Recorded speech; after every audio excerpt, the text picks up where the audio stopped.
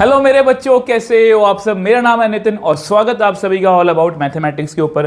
तो बच्चे, आज की वीडियो बहुत इंपॉर्टेंट होने वाली है। चाहे आप बोर्ड एग्जाम देने जा रहे हो, चाहे आप हाफ ईयरली एग्जाम देने जा रहे हो, तो ये वीडियो जो है ये आपके लिए बहुत इंपॉर्टेंट है। ये आप हमारी है मोस्ट इंपॉर्टेंट क्वेश्चन सीरीज, जिसमें हम बेस्ट क्वेश्चंस जो हैं चैप्टर वाइज कर रहे हैं। ठीक है, आज हम जिस चैप्टर को बच्चे डिस्कस करने वाले हैं वो चैप्टर है आपका डिटर्मिनेंट।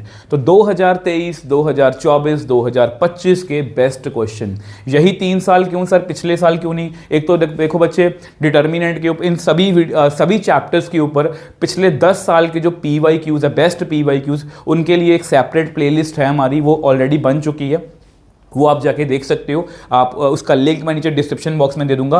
बट यहाँ पर इस मकी जो सीरीज में है, मैंने 23, 24 और 25 पर ज़्यादा फोकस किया है, क्योंकि इनमें जो है वो ड्रास्टिक चेंजेस हुए थे। अभी कहाँ अगर हम बोर्ड का पैटर्न भी देखें तो वो हमारे 23, 24 और 25 के साथ बहुत ज़्यादा मैच कर रहा है और बहुत अच्छे लेवल के क्वेश्चन आपको जो है वो मिलने वाले हैं। तो बिना किसी देरी के वीडियो को जो है वो स्टार्ट करते हैं। तो 23 का पहला क्वेश्चन है बच्चे, ए डिटर्मिनेंट 2 दिया हुआ है, where A is 2x2 matrix, where A is a 2x2 matrix.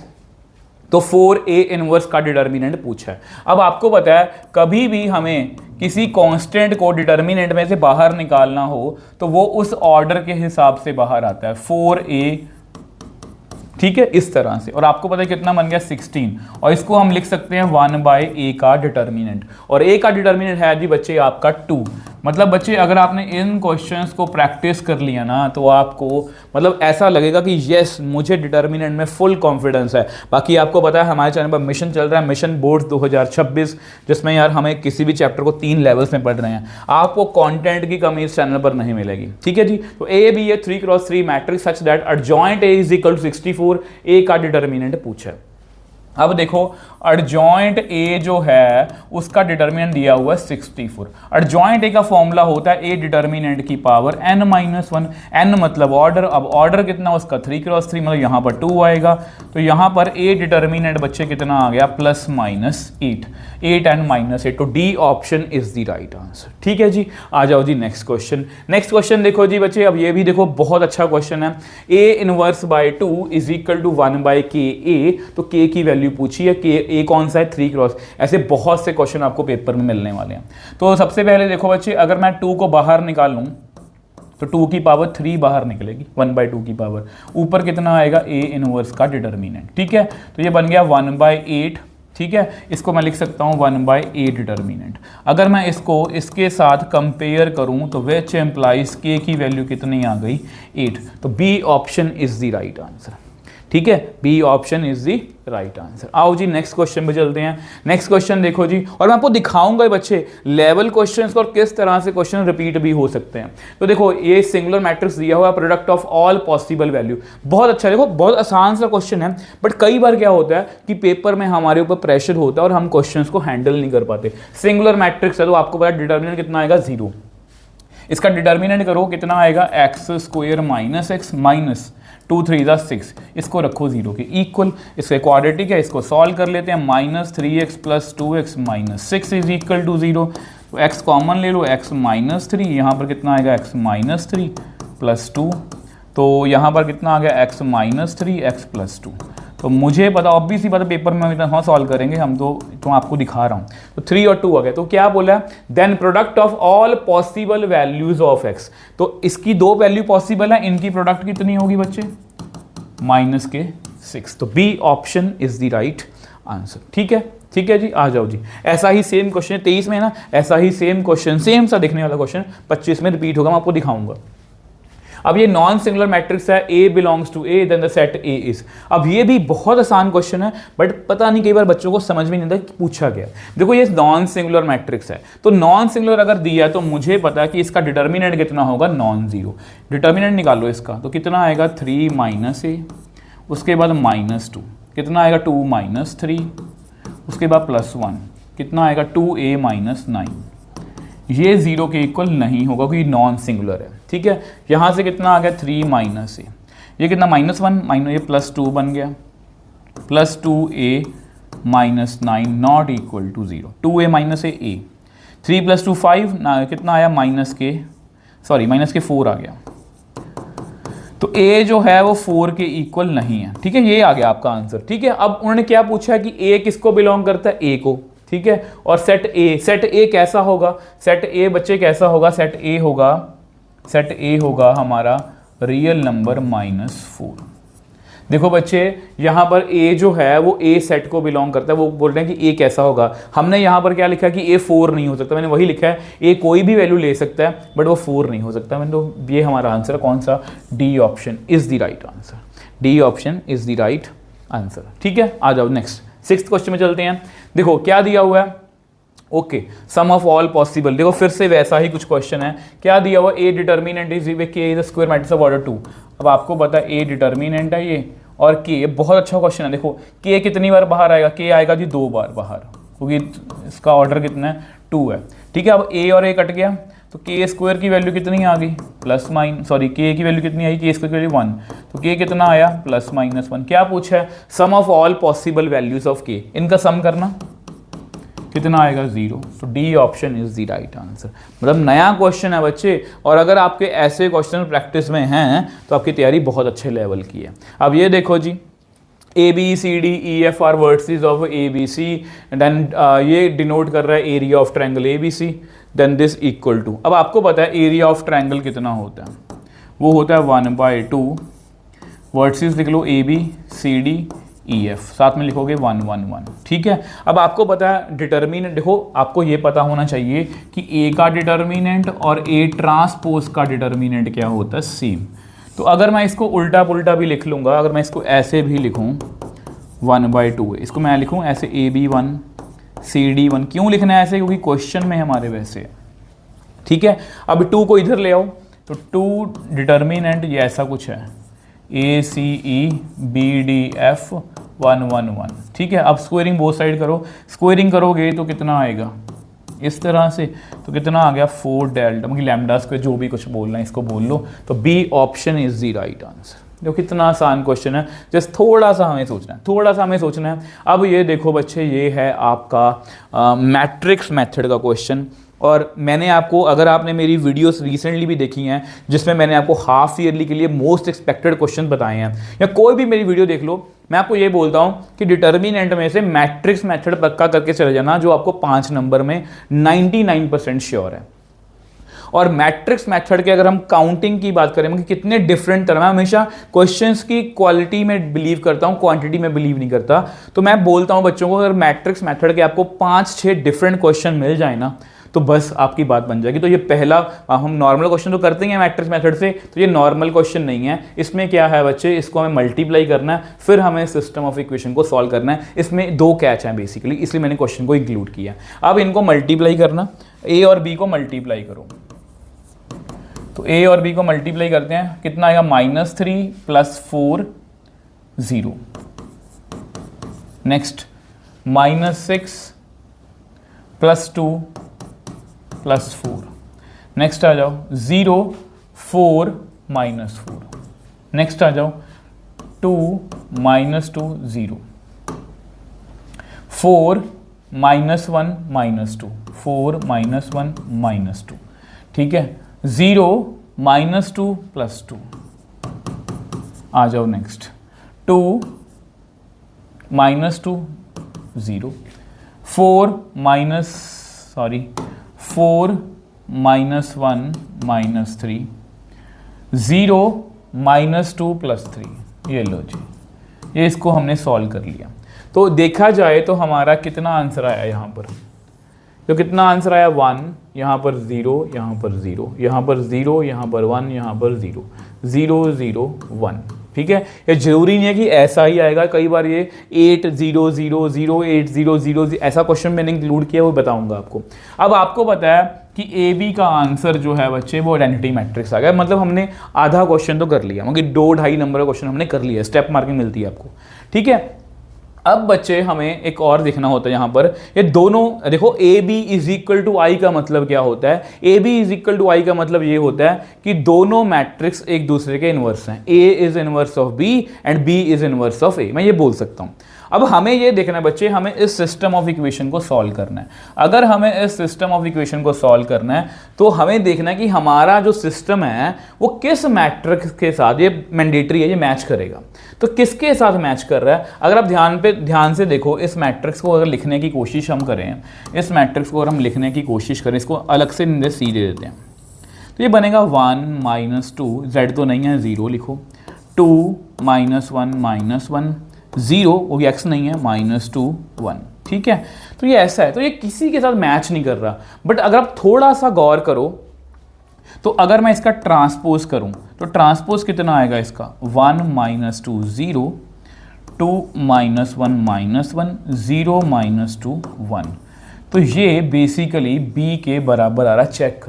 Check करो, मैंने c का ट्रांसपोज किया, मतलब जो हमारा सिस्टम ऑफ इक्वेशन था ना वो डायरेक्टली इसके साथ मैच नहीं कर रहा, वो यहाँ पर क्या बन रहा है, यहाँ पर उसका ट्रांसपोज आ रहा है। तो अब बच्चे देखो, यहाँ पर हम प्रॉपर्टीज़ का यूज़ करेंगे। अब आपको पता है, ऑब्वियस सी बात है, इसका हम इन्वर्स दोबारा तो नहीं निकालेंगे। हमें पता है कि हमारा जो सिस्टम है ना वो इस मैट्रिक्स से मैच कर रहा है। तो यहाँ पर मैं लिखूँगा, यहाँ मैं क्या लिखूँगा, therefore A B is equal to I है ना, तो मैं क्या लिखूँगा, A is inverse of B. यहाँ से मैं अपने हिसाब से लिख लिया कि ए जो है इनवर्स ऑफ बी है। अब देखो बच्चे, इसको बहुत ठंडे दिमाग से सोचना, मैं वो क्या समझाना चाह रहा हूँ, 5 नंबर क्वेश्चन है। देखो बच्चे, हमने इस सिस्टम को सॉल्व करना है, इसको मैंने क्या नेम दिया, सी, ठीक है। यानी कि हमें बेसिकली ये फाइंड करना है, सी एक्स इज इक्वल टू, इसको नेम अलग से दे दो डी, ठीक है। तो यानी कि मैं ये फाइंड करना चाहता हूँ। आपको पता है यही फॉर्मूला होता है मैट्रिक्स मेथड का। तो बेसिकली मुझे अगर सी इनवर्स मिल जाए तो मेरा आंसर मिल जाएगा मुझे, ठीक है। अब मुझे ऑब्वियस बात दोबारा सी इनवर्स कैलकुलेट तो नहीं करना, मुझे यहाँ से पता लग गया कि ए इज इनवर्स ऑफ बी है।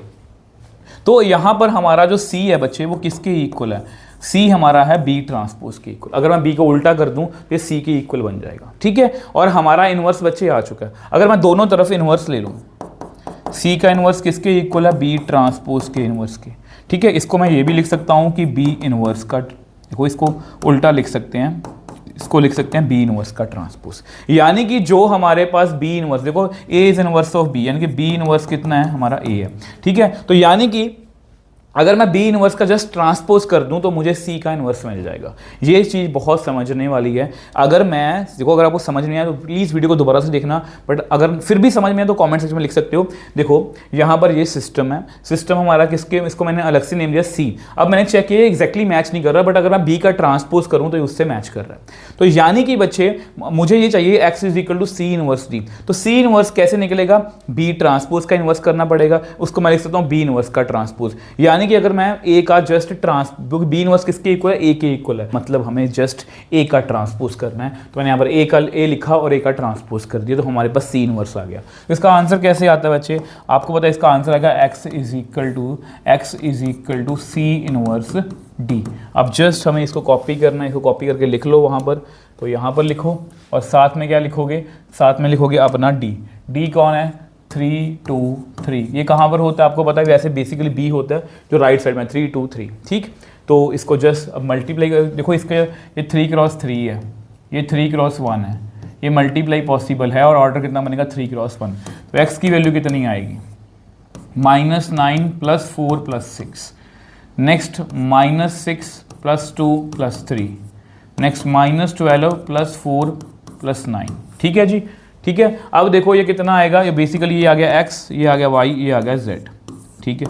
तो कितना आ गया यहाँ 1, ये कितना बन गया -1, ये बन गया 1। तो x की वैल्यू है 1, y की वैल्यू है -1, z की वैल्यू है 1। इसको क्रॉस चेक भी कर सकते हो, x की वैल्यू 1 यहाँ फिल करना, y की वैल्यू -1 है, कितना मैं 3 बनाना, आप क्रॉस चेक कर लेना। तो यहाँ पर ये 5 नंबर का क्वेश्चन बच्चे हमारा हो गया, ठीक है। अब फिर से MCQ हो गया, MCQ और इसमें 5 नंबर क्वेश्चन ही आपको मैक्सिमम आने वाले हैं। तो ये देखो a इंटू एडजॉइंट a की वैल्यू दी हुई है। अब आपको एक फॉर्मूला पता होगा, a इंटू एडजॉइंट a का फॉर्मूला होता है a डिटर्मिनेंट इंटू y। अगर मैं इसको कंपेयर करूँ, इसको अगर कंपेयर करें तो बच्चे इसमें से 3 कॉमन ले लो, अंदर कितना आएगा 1 0 0 0 1 0 0 0 1। तो ये बेसिकली 3i बन गया। तो यानी कि कंपेयर करें तो ए डिटर्मिनेंट की वैल्यू तो हमारे सामने आई गई कितनी 3। हमें किसकी वैल्यू चाहिए और ए डिटर्मिनेंट प्लस एडजॉइंट ए का डिटर्मिनेंट। अब एडजॉइंट ए कितना होता है आपको पता है, ये होता है ए डिटर्मिनेंट की पावर n-1। ऑर्डर कितना है का 3 क्रॉस 3, तो कितना आएगा 3-1। तो ए डिटर्मिनेंट का स्क्वायर मतलब 9। तो 9 और 3 की वैल्यू कितनी आई बच्चे 12। यानी कि ए ऑप्शन इसका राइट आंसर है। ठीक है, इसका आंसर कितना है, A option is the right answer. आ जाओ जी नेक्स्ट। अब ये देखो बच्चे बहुत अच्छा क्वेश्चन है। मैं आपको हर बार बोलता रहता हूँ कि कुछ बातें जो कुछ काम की बातें मैं अपने वीडियो में बताता हूँ उसको ध्यान रखा करो। ए कोई एरिया ऑफ ट्रायंगल है जो वर्सेस दी हुई हैं, ठीक है, which of the following is correct. ठीक है, अगर देखो बच्चे ये एरिया है, आपको पता है ये ऐसा होता है x1 y1 ये वर्सेस है, x2 y2 x3 y3, यहाँ पर 1 1 1, यहाँ पर होता है 1/2। ठीक है, और अगर आपको याद हो कि एरिया जो है बीइंग अ पॉजिटिव क्वांटिटी, मतलब एरिया जो होता है वो पॉजिटिव आता है, डिटर्मिनेंट की वैल्यू पॉजिटिव भी आ सकती है नेगेटिव भी आ सकती है, इसलिए डिटर्मिनेंट के अपने आंसर दो हो सकते हैं, पॉजिटिव और नेगेटिव। तो यहाँ पर अगर मैं इसकी फॉर्म में लिखूँ तो यहाँ पर ना बेसिकली बच्चे यहाँ पर हम मॉड लगाते हैं। मॉड क्यों लगाते हैं, ताकि एरिया हमेशा क्या आए पॉजिटिव। अगर हम मॉड को हटाएंगे तो कितना आंसर आएगा, जस्ट आपको समझा रहा हूँ, प्लस इसको ऐसे लिख लो, इसको प्लस वैसे इधर लिख लो। ठीक है, यहाँ पर लिखो 1/2 और ये सेम वैसे ही x1 y1 1, x2 y2 1, x3 y3 1। ठीक है, इस तरह से लिख लिया। अब इस 2 को इधर ले जाओ तो कितना बन गया, ये कितना बनेगा +-2a इज इक्वल टू। अब देखो कौन सी ऑप्शन मैच कर रही है, देखो ये B option is the right answer. देखो बच्चे इतना मुश्किल क्वेश्चन नहीं है, ये क्वेश्चन इतने मुश्किल नहीं है, बट पता है क्या है, अगर ये क्वेश्चन नया है तो आपको मुश्किल लगेगा, बट अगर आपने प्रैक्टिस में किया हुआ है फिर आपको मुश्किल ये नहीं लगेगा। अब ये देखो बहुत आसान क्वेश्चन है, ये 23 में है ना, ये 25 में रिपीट होगा किसी और फॉर्म में। A is a skew symmetric matrix. अब आपको पता है अगर स्क्यू सिमेट्रिक मैट्रिक्स है उसका डिटर्मिनेंट कितना होता है 0। स्क्यू सिमेट्रिक मैट्रिक्स का डिटर्मिनेंट कितना होता है 0, और यहां पर हमें ए डिटर्मिनेंट कितना दिया हुआ x, कंपेयर करेंगे तो x की वैल्यू कितनी आई 0। हमें किसकी वैल्यू पूछी है 2023 का x मतलब 0, इसका आंसर कितना आया 1। तो basically D option is the right answer. कितनी आसानी से हमने इसको कर लिया। ठीक है, आ जाओ जी नेक्स्ट आ गए जी आपके 24 के क्वेश्चन। ठीक है, 24 में भी बहुत अच्छे क्वेश्चन डिटर्मिनेंट में से मैंने सिलेक्ट किए हैं। अब ये देखो ये डायरेक्टली एनसीईआरटी क्वेश्चन, देखो इस क्वेश्चन को इंक्लूड करने का पर्पस भी यही है कि आपको मैं दिखाऊं कि एनसीईआरटी का डायरेक्टली अब चेक कर लेना, शायद 4.1 में ये क्वेश्चन है, एग्जाम्पल होगी। इसको क्रॉस मल्टीप्लाई बच्चे कर लो, डिटर्मिनेंट की वैल्यू पूछी है x+1 x² -x+1 माइनस इसको x-1 x² + x+1। बेसिकली बच्चे ये फॉर्मूला है, ये इसका फॉर्मूला होता है a³ + b³ का।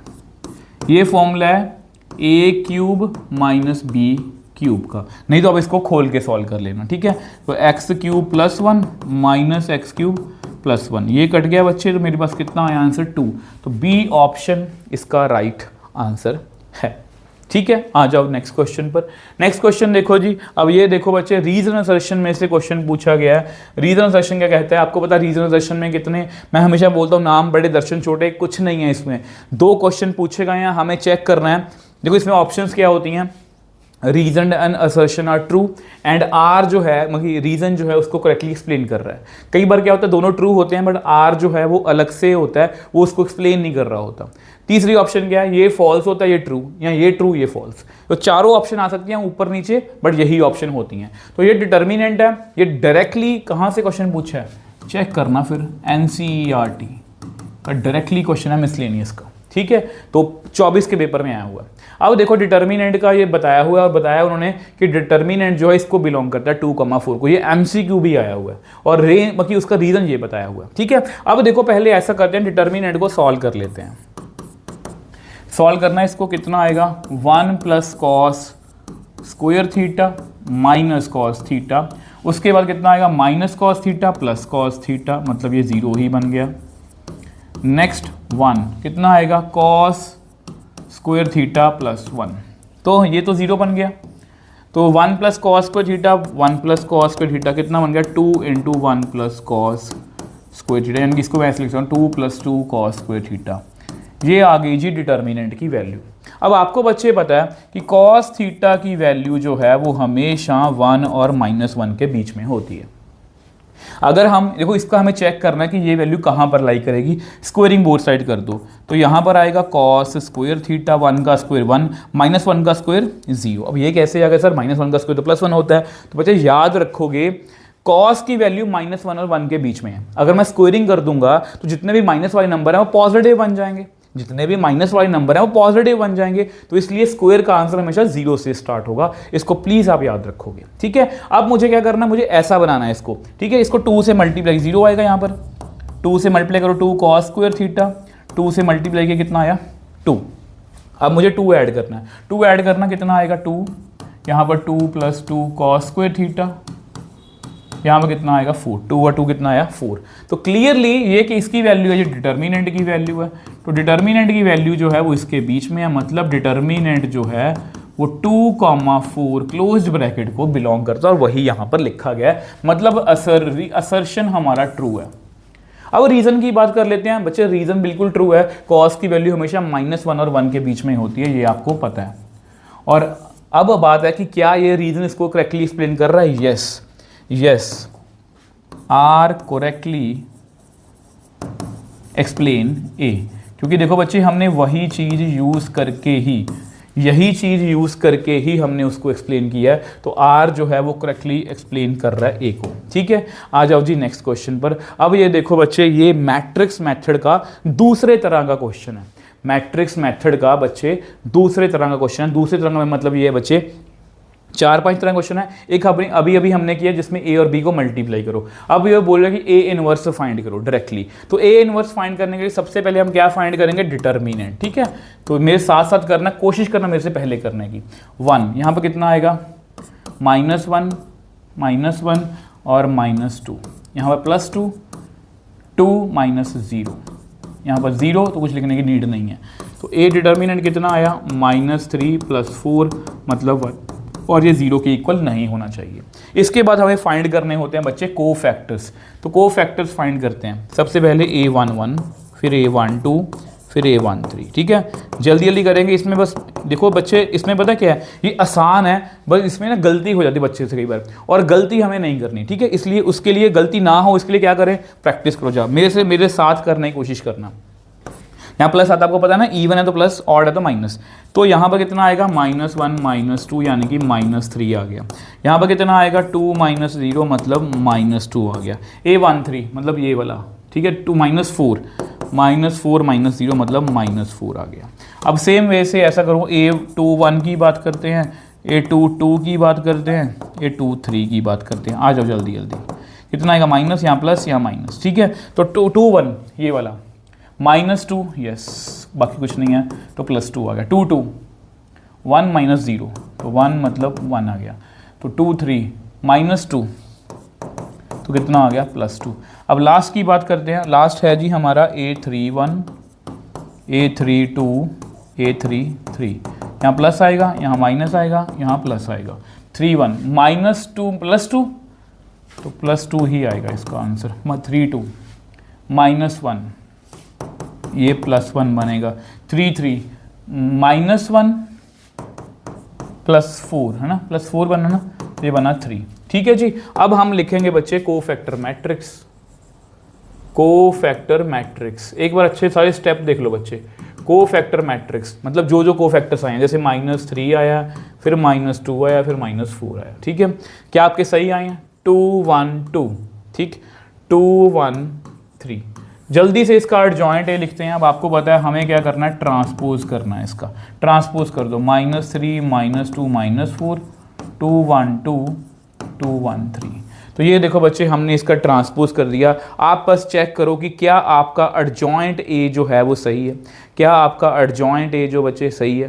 देखो अब हमें क्या करना है, अब हमें ए इनवर्स फाइंड करना है। और ए इनवर्स कैसे फाइंड करते हैं, adjoint A upon determinant. Determinant तो आपका 1 ही है, अब इसको हमें रिपीट ही करना है, तो इसको हमें रिपीट कर लेते हैं। तो यहाँ पर लिखो जी इसको, तो ये है जी आपका ए इनवर्स।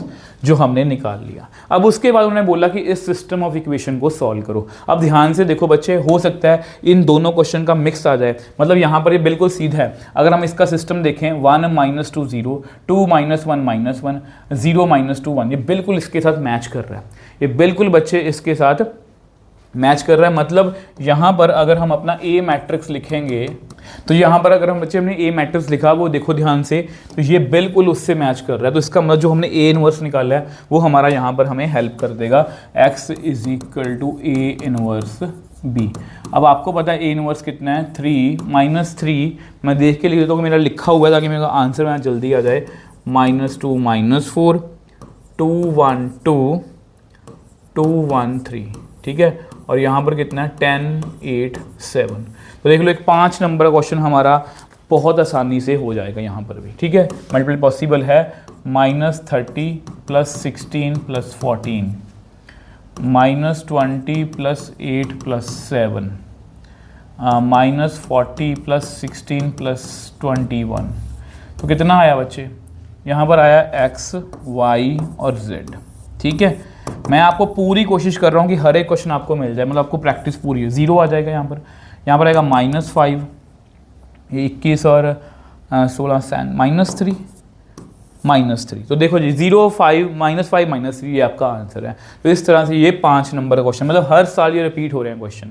अब ये देखो बच्चे, ए आई जे और A I J represent I J element of and cofactors. तो बच्चे इस मैट्रिक्स के ये को फैक्टर्स हैं, उन्होंने इसकी वैल्यू पूछी है। अब बच्चों MCQ में टाइम वेस्ट नहीं करूंगा, आपको पता है ये A11 है, यहाँ पर A21, ये उसका को फैक्टर है।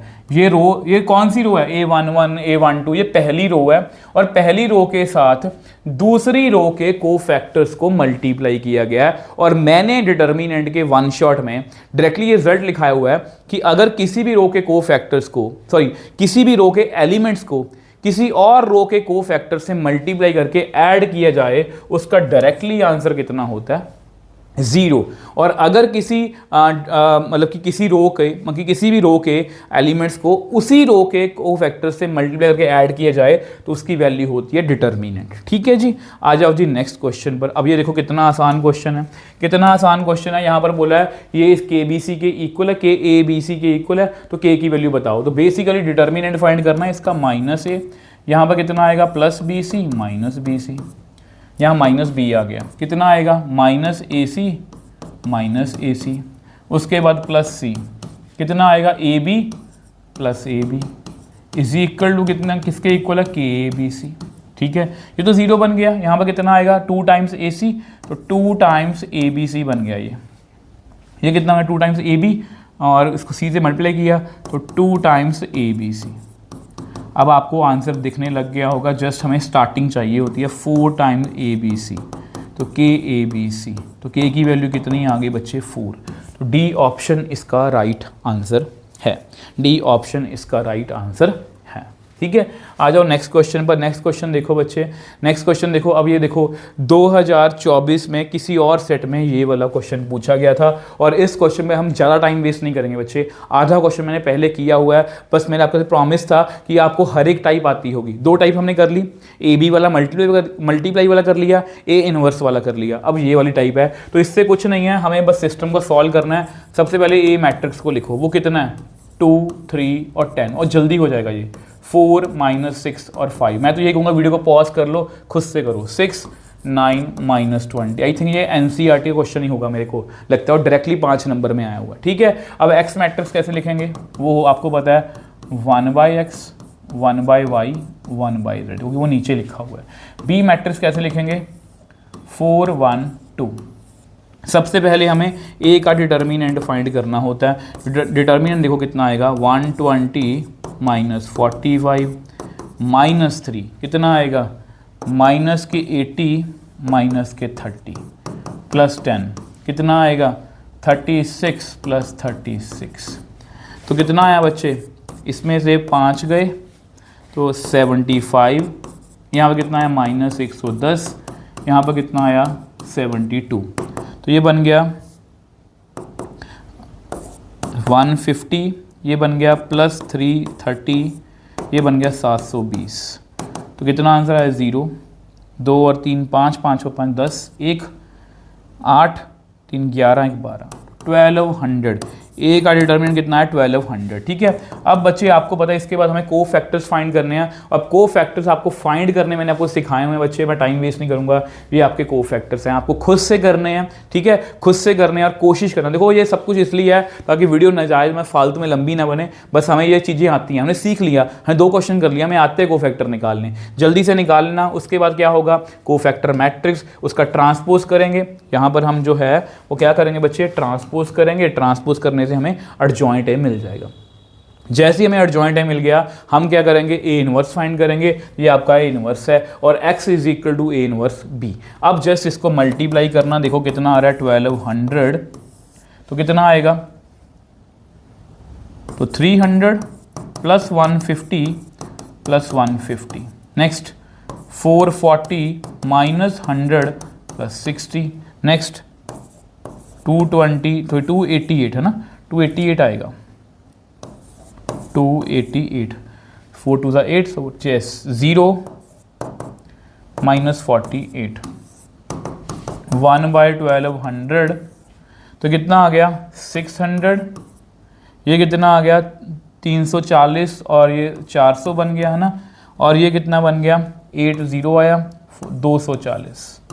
ठीक है, अब इसको डिवाइड करोगे तो कितना आएगा, ये बनेगा बेसिकली 1/2, ये बनेगा 1/3 और ये बनेगा, इसको चेक कर लो,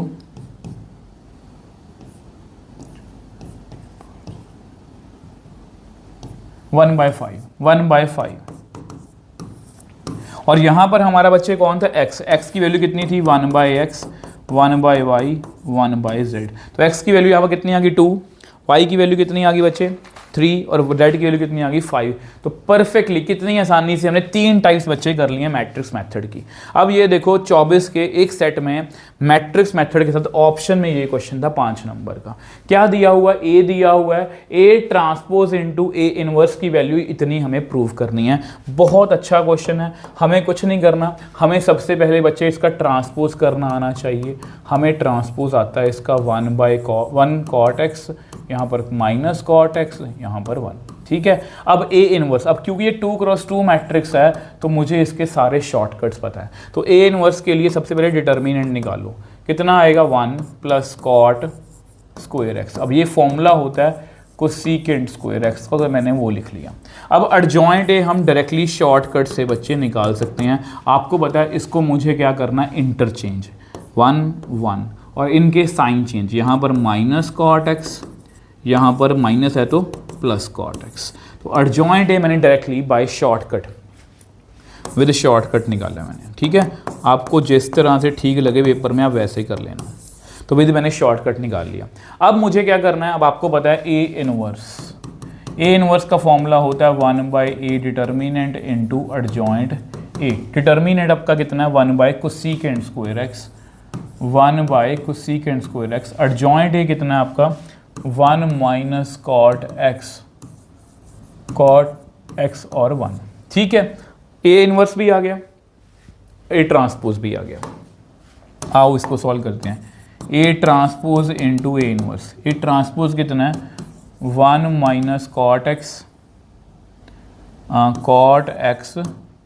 और 1। इसको आगे लिख लो थोड़ा सा। ठीक है, ये आपका ए ट्रांसपोज है। ए इनवर्स कितना है 1 माइनस कॉट एक्स और 1। अब ये कोसेकेंट स्क्वायर है जो यहाँ पर लिख लो, इसको लिख लो बच्चे साइन स्क्वायर एक्स। तो कोसेकेंट स्क्वायर का उल्टा कितना होता है साइन स्क्वायर एक्स। ये स्केलर, इसको मैं बाद में लिख सकता हूँ, इनकी पोजीशन में चेंज नहीं कर सकता। इनको मल्टीप्लाई करो, साइन स्क्वायर एक्स कितना आएगा 1 minus cot square x minus cot x plus cot x plus cot x. Next minus cot square x plus 1।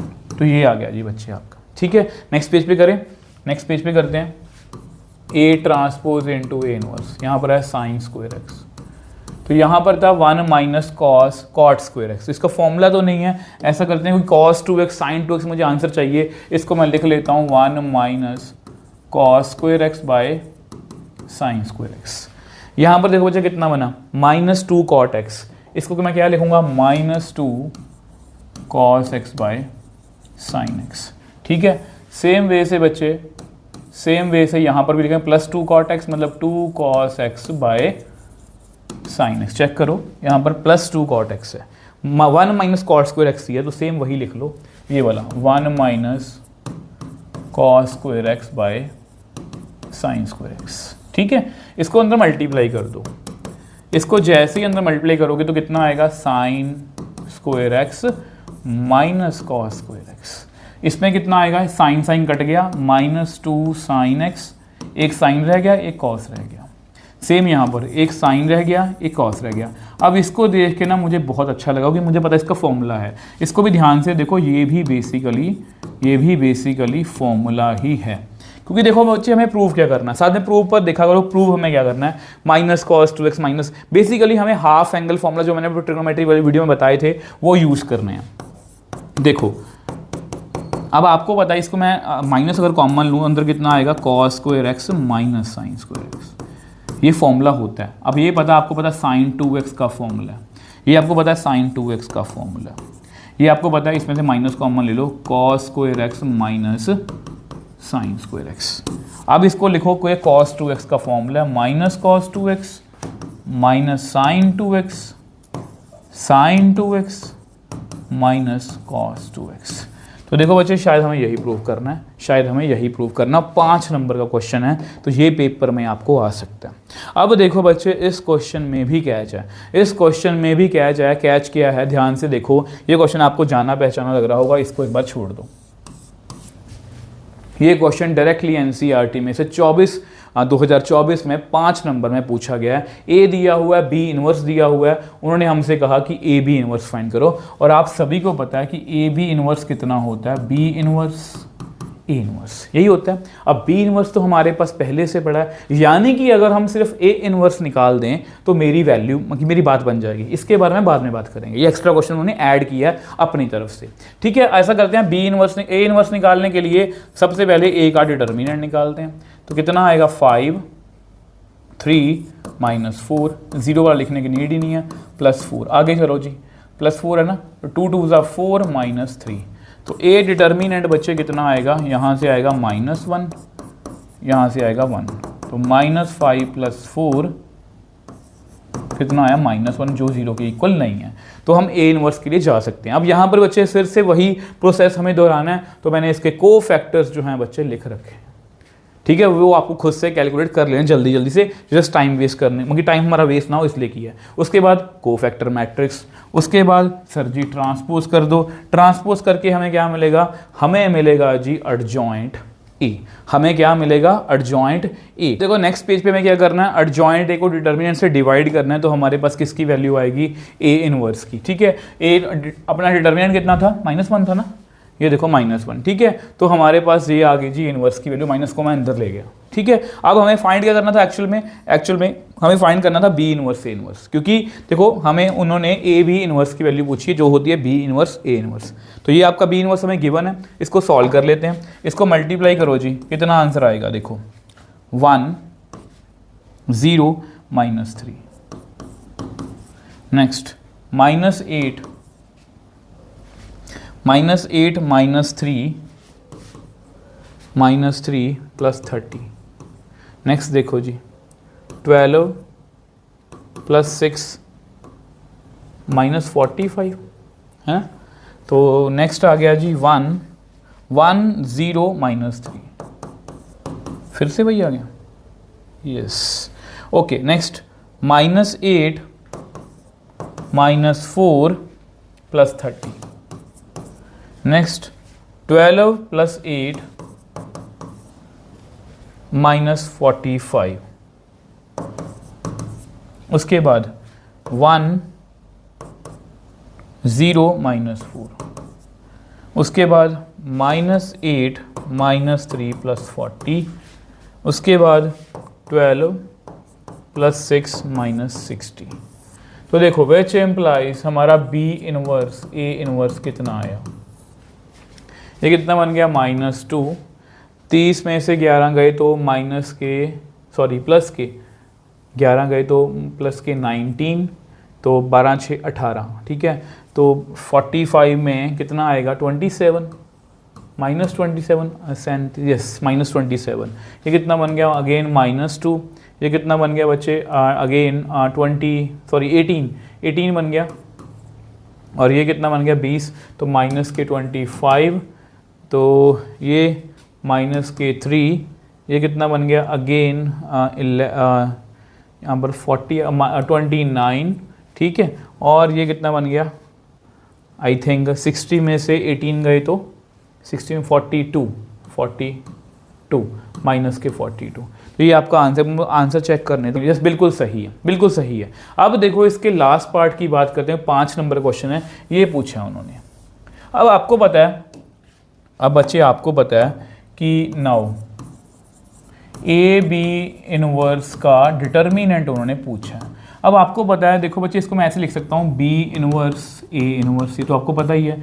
इसको मैं ये लिख सकता हूँ प्रॉपर्टी से अलग अलग करके लिख सकता हूँ, ठीक है। और बी इनवर्स का डिटर्मिनेंट हम निकाल लेते हैं, और ए इनवर्स का डिटर्मिनेंट निकालने की जरूरत नहीं है। आपको पता है इसको मैं ये लिख सकता हूँ बी इनवर्स का डिटर्मिनेंट डिवाइड बाय ए का, इसको मैं 1 बाय डिटर्मिनेंट ए लिख सकता हूँ, ठीक है। बी इनवर्स का डिटर्मिनेंट हम यहाँ पर निकाल लेते हैं, बी इनवर्स का डिटर्मिनेंट यहाँ से करते उसको नेक्स्ट पेज पे करते हैं। देखो इसका डिटर्मिनेंट हम निकाल लेते हैं 1 16 minus 9 minus 3 4 minus 3 plus 3 3 minus 4, ये बनेगा 7, ठीक है। तो ये 1 बना -3, ये बना -1 -3, है ना, ठीक किया मैंने। तो कितना आ गया 1। तो बी इनवर्स ए इनवर्स का डिटर्मिनेंट कितना आया, बी इनवर्स बाय ए का डिटर्मिनेंट, ये है आपका 1, ये है आपका -1, तो कितना आंसर आ गया -1। यस हमारा आंसर जो है बच्चे बिल्कुल एक्यूरेट है। आई थिंक इसको आप समझ पाए हो, नया क्वेश्चन था, ठीक है, नया क्वेश्चन था, ये एनसीईआरटी का था, एक एडिशनल क्वेश्चन उन्होंने ऐड कर दिया, 4-5 नंबर में पूछा। आ जाओ जी नेक्स्ट क्वेश्चन पर। तो 20th क्वेश्चन है, क्या पूछा है, A B is a square matrix such that adjoint A is equal to A. अब आपको इसका एडजॉइंट निकालना आता है, आपको पता है डायरेक्टली शॉर्टकट से निकाल सकते हैं। शॉर्टकट में क्या होता है, डी और ए को रिप्लेस कर दो और बी और सी के साइंस जो हैं वो चेंज कर दो, तो ये है जी आपका एडजॉइंट ए, डायरेक्टली आ गया। अब ये किसके इक्वल है, ये है जी ए के इक्वल, ए बी सी और डी। अगर हम दोनों मैट्रिक्स को कंपेयर करेंगे, दोनों सेम ऑर्डर के हैं, तो डी की वैल्यू है ए के बराबर, माइनस बी है बी के बराबर, माइनस सी है सी के बराबर और ए है डी के बराबर। तो इन दोनों को तो एक बार छोड़ दो, यहाँ से कुछ वैल्यू तो मिल नहीं रही, इन दोनों को चेक करो। तो -2b इज इक्वल टू 0, तो b कितना आ गया 0 आ गया। यहाँ से c कितना आ गया 0 आ गया, और इसको इधर ले आओ c 0 आ गया, ठीक है। अब हमें a प्लस बी, देखो इसकी वैल्यू पूछी है, किसकी, a plus B plus C plus D. अब b और c तो 0 है, जिसका आंसर आया a प्लस डी, ठीक है, बाकी तो 0 ही है। अब अब आंसर देखो 2a 2c 2b ऐसा कुछ आ रहा है। अब ऐसा करो अपने आंसर के अकॉर्डिंग, हमारा आंसर a डी में तो नहीं आ रहा, a में आ रहा है, तो d को क्या फिल करोगे, a फिल करोगे, तो कितना आंसर आया 2 टाइम्स a। तो पहली बार में ये क्वेश्चन हमारा अच्छे से जो है सॉल्व हो गया, ठीक है। आ जाओ नेक्स्ट क्वेश्चन पर। नेक्स्ट क्वेश्चन देखो बच्चे, द वैल्यू, बहुत आसान क्वेश्चन है यार, थोड़ा सा चेंज है, ध्यान से इसमें गलती करते हैं बच्चे, मैं आपको दिखाता हूँ कैसे। इसका डिटर्मिनेंट करना, कितना आएगा 0 माइनस 0 माइनस 3 के माइनस 0 प्लस 1 0 माइनस 0 ऐसे कुछ आया, इज इक्वल टू +-6। तो -3 के इज इक्वल टू +-6, ठीक है। अगर आप माइनस को उधर लेके जाओगे बच्चे, ठीक है, तो साइन जो है वो चेंज कर देना, माइनस प्लस कर देना, क्योंकि यहाँ पर माइनस है, माइनस के जाने से ये प्लस माइनस बन जाएगा, ये माइनस प्लस बन जाएगा, तो माइनस प्लस आएगा, तो डी ऑप्शन इसका राइट आंसर है, इस बात का ध्यान रखोगे, ठीक है। आ जाओ नेक्स्ट क्वेश्चन पर, ठीक है। नेक्स्ट क्वेश्चन देखो जी बच्चे, अब ये देखो, ये डायरेक्टली एनसीईआरटी क्वेश्चन है, मेरे को बताओ मिसलेनियस में है कि नहीं है। 2 3 5 ये डायगोनल मैट्रिक्स है, डायगोनल मैट्रिक्स का इनवर्स कितना होता है, इसके फ्रैक्शन कर दो, मतलब सॉरी रिवर्स कर दो, 1/2 1/3 1/5, और ये सेम क्वेश्चन 25 में जाके रिपीट होगा, दिखाऊंगा कैसे रिपीट होगा, ठीक है। तो ये क्वेश्चन भी हो गया हमारा। नेक्स्ट आ जाओ जी, अब ये देखो बच्चे 24 में आपको एक पेपर में, एक सेट में एक केस स्टडी भी आई थी। किस में से आई थी? मैट्रिक्स मेथड में से। A scholarship is a sum of money provided to a student to help him और her for pay for her education. Some students are granted scholarship based on their academics achievements while others rewarded on their financial needs. तो देखो बच्चे, यहाँ पर scholarship की बात चल रही है कि कुछ बच्चों को, जो बच्चे अच्छा पढ़ते हैं उनको स्कॉलरशिप मिलती है, कुछ बच्चों को जिनको नीड होती है। ठीक है, अब देखो यहाँ पर कुछ डाटा हमें गिवन है। Every year, a school offers scholarships to girl children and meritorious achievers based on certain criteria। देखो बच्चे, यहाँ पर स्कूल जो है स्कॉलरशिप दे रहा है दो तरह के बच्चों को, गर्ल चिल्ड्रन को, ठीक है, और मेरिटोरियस बच्चों को। ठीक है, in session 2022-23 the school offered monthly scholarship of ₹3,000 for some girl each to some girl students and 4,000 each to meritorious achiever in academics as well as sports। ठीक है, तो वो बच्चे जो वो स्कूल वाले, सॉरी, वो गर्ल स्टूडेंट को जो है 3,000 पर मंथ स्कॉलरशिप दे रहे हैं और 4,000 पर मंथ जो है वो मेरिटोरियस बच्चों को दे रहे हैं। In all 50 students were given scholarship. 50 students को स्कॉलरशिप दी जा रही है। मंथली एक्सपेंडिचर, मंथली जो खर्चा है स्कॉलरशिप पर वो कितना हो रहा है? 1,80,000। Based on above information answer the following question. Data आप समझ चुके हो, ठीक है, डाटा आपने समझ लिया। अब पहला क्वेश्चन क्या पूछा उन्होंने? एक्सप्रेस, देखो ये आपको 1, 1, 2, ये 4 मार्क्स की अभी केस स्टडी है। Express the above information algebraically using matrices. तो देखो बच्चे, सबसे पहले यहाँ पर लिखा गया है, डाटा साथ समझ लिया, इन ऑल 50 स्टूडेंट्स। देखो अगर मैं गर्ल चाइल्ड को, लेट गर्ल्स को मैं लिख लूँ x और मेरिटोरियस बच्चे को मैं y लिख लूँ, तो x + y = 50 है, क्योंकि टोटल बच्चे कितने हैं? 50 हैं। और यहाँ पर लिखा गया कि यहाँ पर टोटल उनका खर्चा जो है 1,80,000 है और हर एक बच्चे को, गर्ल चाइल्ड को वो दे रहे हैं 3,000 और दूसरे बच्चे को 4, मतलब अगर एक लड़की है उसको वो 3,000 पर मंथ दे रहे हैं और मेरिटोरियस बच्चे को 4,000 पर मंथ दे रहे हैं, तो टोटल खर्चा उनका मंथली है 1,80,000। थोड़ा सा इसको तरीके से 0 कट कर दो, तो 3x + 4y = 180। अगर इसको मैट्रिक्स फॉर्म में लिखूँ तो बच्चे ये बनेगा A मैट्रिक्स, ये बनेगा 1, 1, 3, 4। फिर लिखेंगे हम X मैट्रिक्स, जिसको हम लिखेंगे X और Y। B को यहाँ पर लिख लो यार, B को यहाँ पर लिखो। B कितना आएगा? 50 और फिर 180। ठीक है, इस बात का ध्यान रखना कि जैसे मैंने ये इक्वेशन ऊपर लिखी है, बाई चांस ये आप ऊपर लिख लो तो फिर 180 ऊपर लिखोगे। ठीक है, अब देखो ये हो गया पहला क्वेश्चन हमारा, 1 नंबर का हमने कर लिया। Check whether the system of matriculation so obtained is consistent और नॉट। 1 नंबर क्वेश्चन है। कंसिस्टेंट हम कैसे चेक करते हैं? कंसिस्टेंट हम ऐसे चेक करते हैं, उसका डिटर्मिनेंट निकाल लो, कितना आया? 4 - 3, वो 0 के इक्वल नहीं है, तो देयरफॉर ये सिस्टम क्या हो गया? कंसिस्टेंट। तो देख लो कितनी आसान केस स्टडी, ये 2 नंबर तो मुझे मिल भी गए। Find the number of scholarship each given by school using matrices. Basically हमें इसको सॉल्व करना है। ए कितना दिया हुआ है? देखो ए कितना दिया हुआ है? ए हमें दिया हुआ है 1, 1, 3, 4। क्या हमें इसका डिटर्मिनेंट हमें पता है? यस हमें पता है, 4 - 3 वो है 1।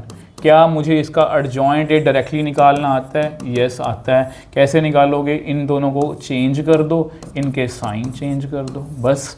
अब ए इनवर्स क्या मुझे निकालना आता है?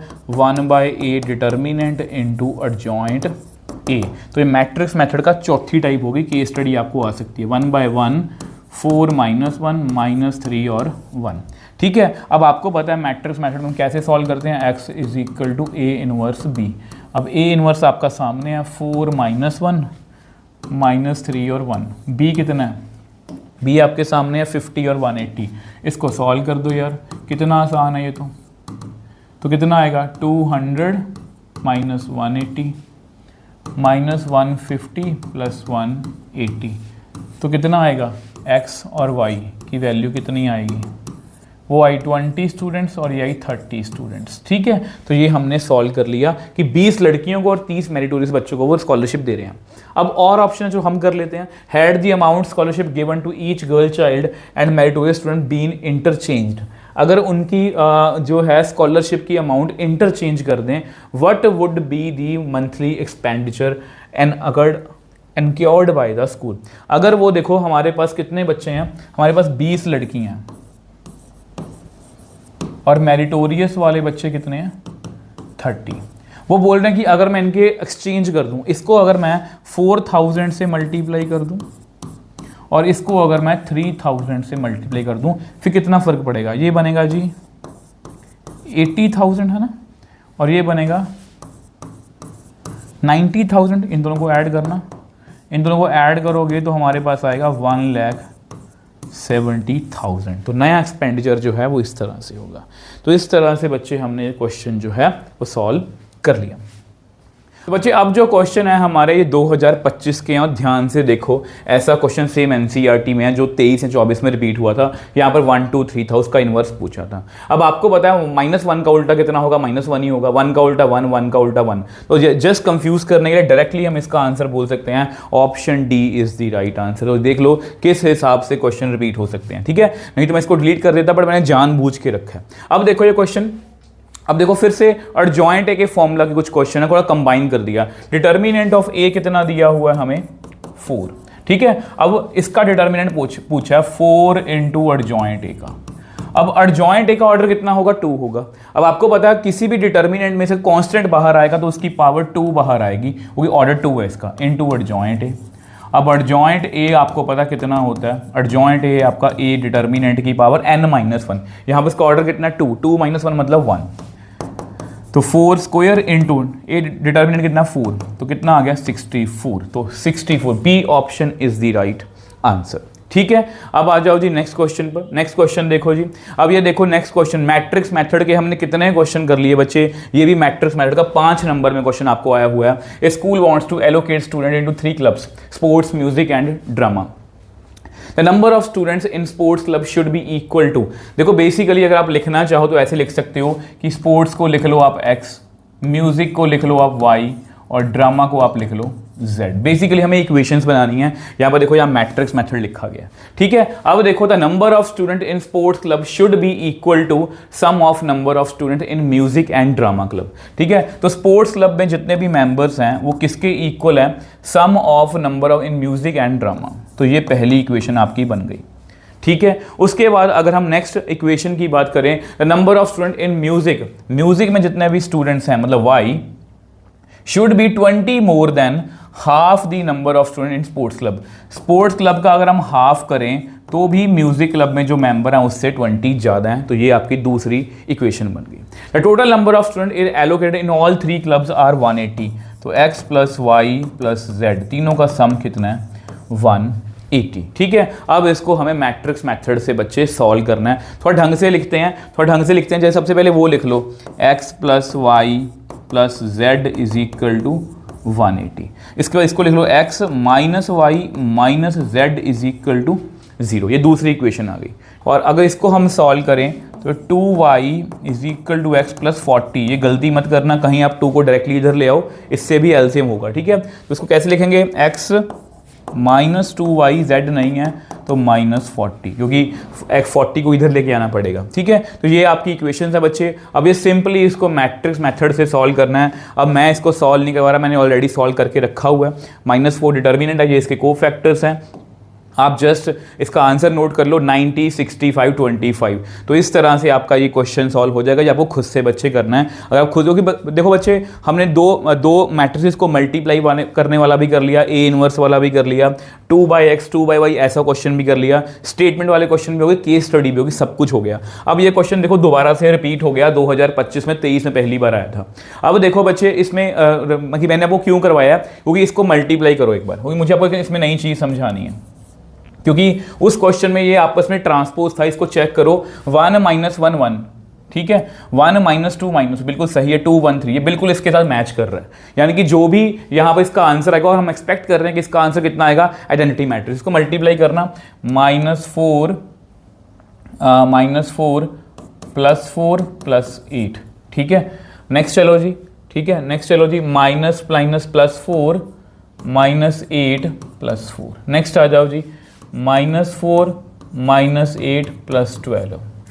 नेक्स्ट -7 +1 +6। नेक्स्ट +7 -2 +3, ऐसे ही कुछ आएगा, ठीक है।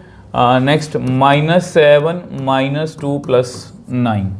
नेक्स्ट आ जाओ जी, 5 -3 -2, नेक्स्ट -5 + 6 -1, ठीक है। नेक्स्ट 5 + 6 -3, तो ये आ गया जी। अगर आप ध्यान से देखो तो ये कितना बनेगा, 12 में से 8 यहाँ पर आएगा 0, वहाँ पर भी आएगा 0, ये भी कितना बनेगा 0, ये बनेगा 5 8 यहाँ पर 0, ये कितना बनेगा बच्चे 0, ये कितना बनेगा 0, और 11 में देंगे 8। तो ध्यान से देखो, ये बेसिकली इसको मैं ऐसे लिख सकता हूँ 1 0 0 0 1 0 0 0 1, तो इसका आंसर आया 8i, ठीक है। जैसे मैंने आपको समझाया था कि ये आपकी ए बी आपकी कैटेगरी बन सकती है, A B is equal to 8i आया, बट हमें आपको पता है हमें ये चाहिए होता है A B is equal to I. तो अब आपको पता है कि आपका ये जो सिस्टम ऑफ इक्वेशन है ये इसके साथ मैच कर रहा है, तो आप क्या करोगे, हमें इसका मतलब बी मैट्रिक्स तो चाहिए, ठीक है। तो यानी कि इसको मैं ऐसे लिखूंगा 1/, देखो इसको ऐसे लिख लो a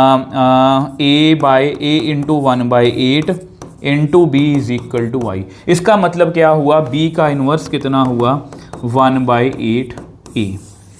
तो यानी कि जब हम इसका आंसर निकालेंगे, इसका आंसर हम कैसे निकालेंगे, x इज इक्वल टू, अगर इसको लिखना हुआ c इनवर्स d, ठीक है। अगर मान लो ये c मैट्रिक्स है, मान लो ये उसके बराबर है, ठीक है, ये बराबर है, दोनों बराबर है ना, तो हम क्या करेंगे, हम बेसिकली इसके a के आगे 1/8 लिखेंगे, a के आगे 1/8 लिखेंगे और उसको 491 से मल्टीप्लाई कर देंगे, आपका आंसर आ जाएगा। ये आपका बच्चे होमवर्क है, आप कहो तो मैं इसके आंसर लिख देता हूँ कि आप आंसर मैच कर लें, क्योंकि सेम क्वेश्चन है, बार बार इसको रिपीट नहीं करेंगे। तो इसका आंसर है बच्चे 3 - 2 - 1, 3 - 2 - 1, ये इसका आंसर है। चेक कर लेना बच्चे, खुद से करके देखना है। अगर आप खुद से करके देखोगे तो मुझे ऐसा है कि आपको मैं वैरायटी ऑफ क्वेश्चंस दे पाऊँ। आई होप ये आपको क्लियर है।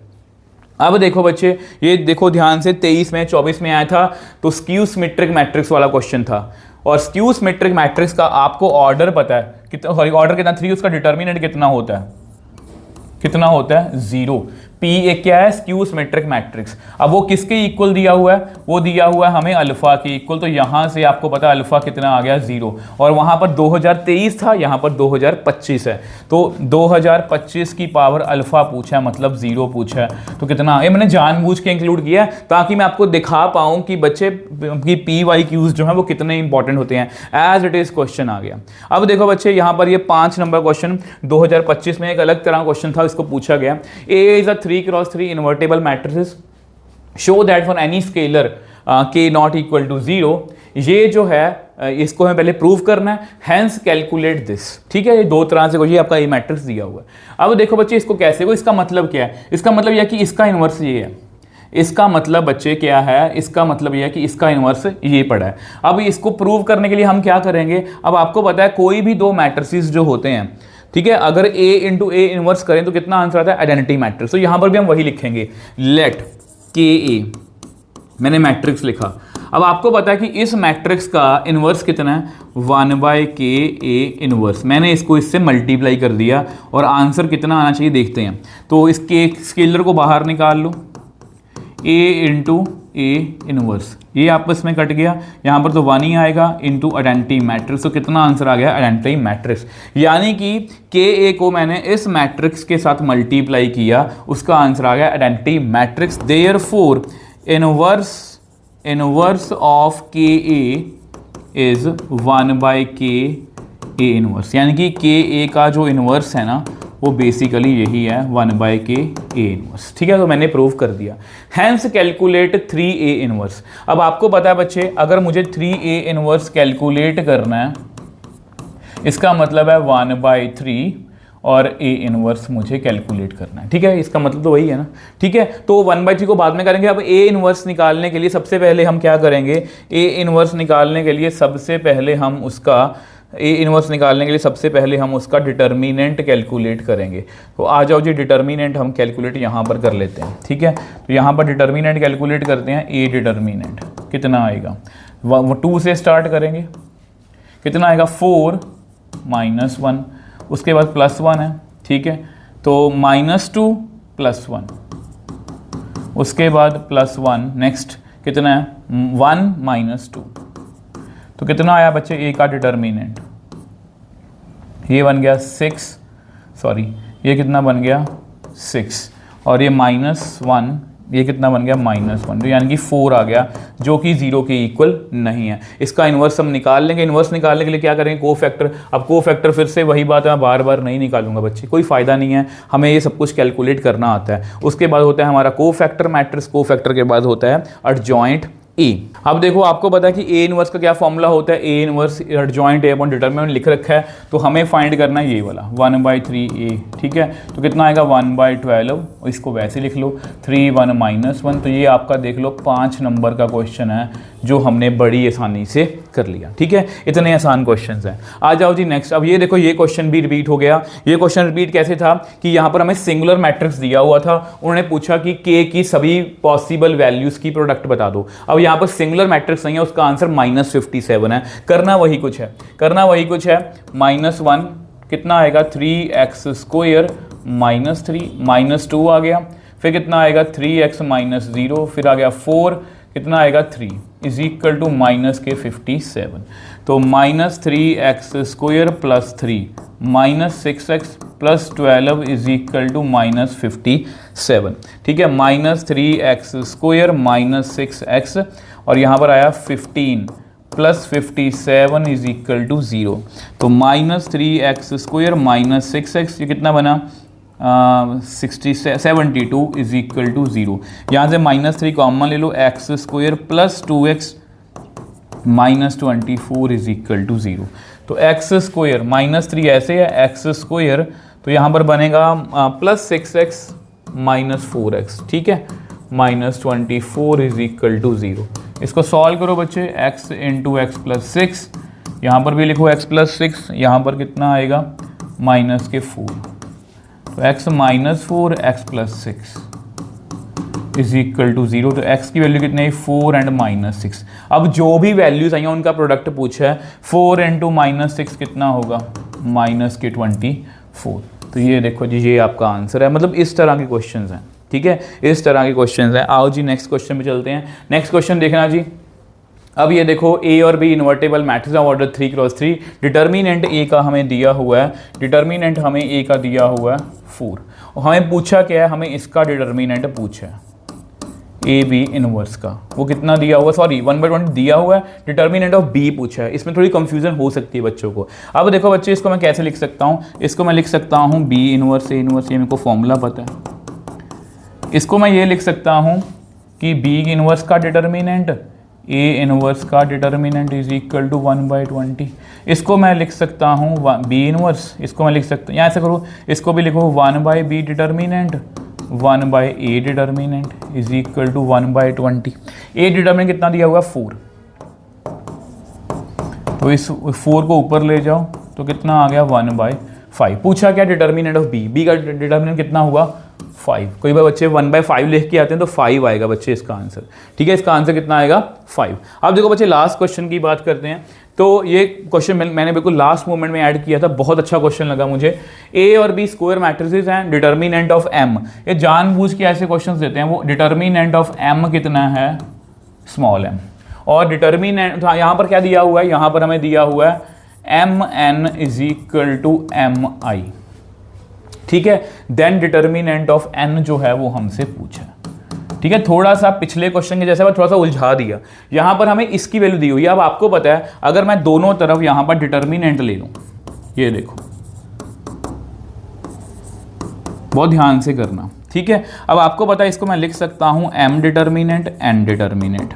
अब m कौन सा ऑर्डर है 3×3, तो उनकी मल्टीप्लिकेशन भी 3×3 मैट्रिक्स आएगी, मतलब यहाँ पर ये I3 होगा। अगर इसमें से मैं m बाहर निकालूंगा डिटर्मिनेंट में से तो m की पावर 3 बाहर आएगी, अंदर आएगा आइडेंटिटी मैट्रिक्स। आइडेंटिटी मैट्रिक्स का डिटर्मिनेंट बच्चे कितना होता है ये आपको पता होना चाहिए 1, तो इसका आंसर आएगा m3, ठीक है। अब m डिटर्मिनेंट कितना दिया हुआ है m, देखो बस कंफ्यूज कर सकता है ऐसे क्वेश्चन, ये कट गया तो n डिटर्मिनेंट कितना आ गया m²।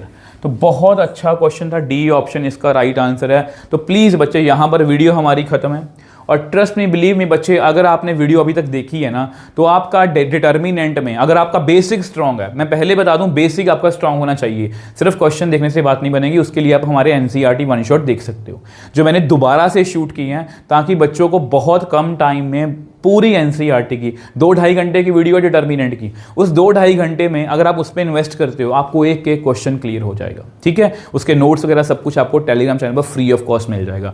तो अगर आप बेसिक स्ट्रांग है आपके, तो आप 13 डेज देखो, हमारे चैनल बहुत कुछ है। 13 डेज सीरीज देख सकते हो जिसमें सभी कंपिटेंसी बेस्ड क्वेश्चंस हैं।